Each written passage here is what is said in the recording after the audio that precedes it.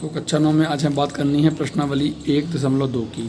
ठीक है, पुस्तक न होने के कारण मैंने सारे प्रश्न आपके कॉपी में लिख लिए हैं, पर आप लोग अच्छे समझने के लिए बुक का प्रयोग करें। ठीक है, तो पहला प्रश्न रहेगा हमारा कि सत्य सत्य है। तो पहला प्रश्न है, प्रत्येक अपरिमेय संख्या एक वास्तविक संख्या होती है। जैसे कोई अपरिमेय संख्या, जैसे ये √5 है, ये क्या है, एक अपरिमेय संख्या है। तो पूछ रहा है कि यदि कोई संख्या अपरिमेय है तो क्या वो वास्तविक संख्या होती है। यदि कोई संख्या अपरिमेय है तो क्या वो वास्तविक संख्या होती है। तो इसका उत्तर होगा सत्य। क्यों? क्योंकि पहले बात समझते हैं कि वास्तविक संख्याएं क्या होती हैं। देखिए, सभी जो संख्याएं होती हैं, सभी प्रकार की संख्याओं, सभी प्रकार की संख्याओं के संग्रह को, सभी प्रकार की संख्याओं के संग्रह को हम बोलते हैं क्या, वास्तविक संख्या। मतलब हर एक प्रकार, कोई संख्या हो, धनात्मक हो, ऋणात्मक हो, परिमेय हो, अपरिमेय हो, किसी प्रकार की संख्या है तो हर मतलब सभी संख्या जो ग्रुप होते हैं, जो नंबर ऑफ ग्रुप होते हैं, तो every number of groups is called a real numbers, है ना। तो सभी प्रकार की संख्याएं जो होती हैं वो होती हैं वास्तविक संख्याएं। ठीक है, तो उसमें चाहे परिमेय हो चाहे अपरिमेय हो, वो क्या होगी, वास्तविक होगी। ठीक है ना। तो हमने क्या बोला, प्रत्येक अपरिमेय संख्या एक वास्तविक संख्या होती है। तो उत्तर है सत्य। क्यों? परिमेय अपरिमेय संख्याओं का संग्रह, मैंने कहा ना, ग्रुपिंग, संग्रह ही वास्तविक संख्या होती है। ठीक है, दूसरा आप करेंगे। तीसरा, प्रत्येक वास्तविक संख्या एक अपरिमेय संख्या होती है।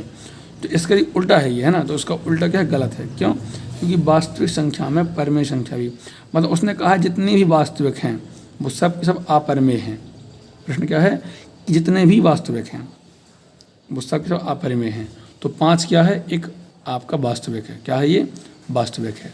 तो उसने क्या बोला कि प्रत्येक वास्तविक एक अपरिमेय है। तो 5 एक वास्तविक है, तो 5 एक अपरिमेय है क्या। उसने बोला है कि प्रत्येक वास्तविक, तो 5 क्या है, एक वास्तविक है। तो प्रत्येक वास्तविक एक अपरिमेय होती हैं। तो 5 एक वास्तविक है, तो क्या 5 अपरिमेय है, नहीं। यदि कोई संख्या वास्तविक है तो वो अपरिमेय हो सकती है, लेकिन यहाँ पे क्या बोला कि प्रत्येक वास्तविक संख्या एक अपरिमेय होती है। ये गलत है। क्यों? जैसे 8 वास्तविक है, लेकिन 8 क्या है, अपरिमेय नहीं है। तो ये क्या होगा, असत्य। अब तीसरा प्रश्न है, √5 को संख्या रेखा पर निरूपण करना। तो जो √5 को, जैसे जो परिमेय संख्या होती हैं उन्हें संख्या रेखा में किस प्रकार से निरूपित करते हैं, ये आपको मालूम है, आपने पढ़ा है ये, है ना। लेकिन अब हमें सीखना है कि अपरिमेय संख्याओं को संख्या रेखा पर निरूपित कैसे करते हैं। तो उसके लिए मैंने यहाँ पे समझाने का प्रयास किया, लेकिन मुझे लगता है कि जिस दिन भी आपको विद्यालय आना है उस दिन इस क्वेश्चन को हम फिर से एक बार समझेंगे।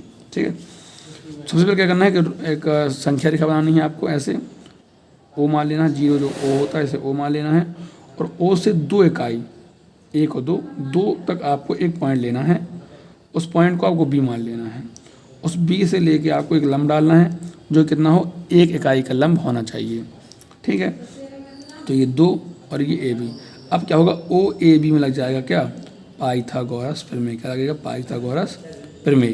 तो ये हमने 1 इकाई का बनाया है, मतलब मालूम है 1 है, यहाँ हमने बनाया 2 इकाई का, यहाँ 90 बनना, तो लगेगा क्या, पाइथागोरस प्रमेय। क्या होती है आपकी, कर्ण क्या होगा, ओ ए।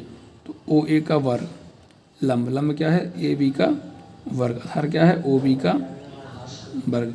तो ओ ए का मान कितना है, ओ ए का मान है आपका नहीं मालूम, तो ओ ए का वर्ग, ए बी का मान 1 का वर्ग, ओ बी का मान 2 का वर्ग, 1 का वर्ग 1, 2 का वर्ग 4, 4 और 1 5।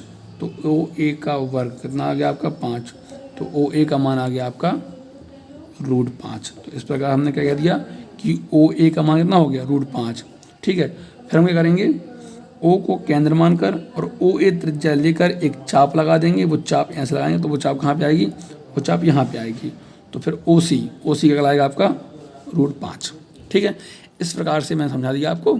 तो आप आएंगे क्लास में फिर से करेंगे। क्या करें, फिर लाइन खींची, यहाँ ओ मान लिया, यहाँ से 2 इकाई में क्या करेंगे, 2 इकाई में एक पॉइंट बी मान लेंगे। बी से बनाएंगे एक लंब जो कि होना चाहिए 1 इकाई का, और यहाँ से हम एक खींच देंगे रेखा। फिर ये 2 है, हमें मालूम है ये 1 है। आप पाइथागोरस प्रमेय से ओ ए का मान निकालोगे, √5 आएगा। लेकिन संख्या रेखा तो ऐसी होती है ना, संख्या रेखा हो हवा में होती है, ऊपर हो, संख्या रेखा ऐसे लेटी हुई होती है। तो अब इतनी जो लंबाई है ये √5 है, तो इतनी लंबाई को हमें यहाँ शो करना है। ठीक है, तो ओ को माने केंद्र, ओ ए त्रिज्या, यहाँ लगा देंगे चाप। यहाँ कहीं आएगा, यहाँ मान लेंगे सी, तो ओ सी कहलाएगा आपका रूट 5। ठीक है, तो ये हो गया। अब कल करेंगे हम अगली प्रश्नावली की बात। धन्यवाद।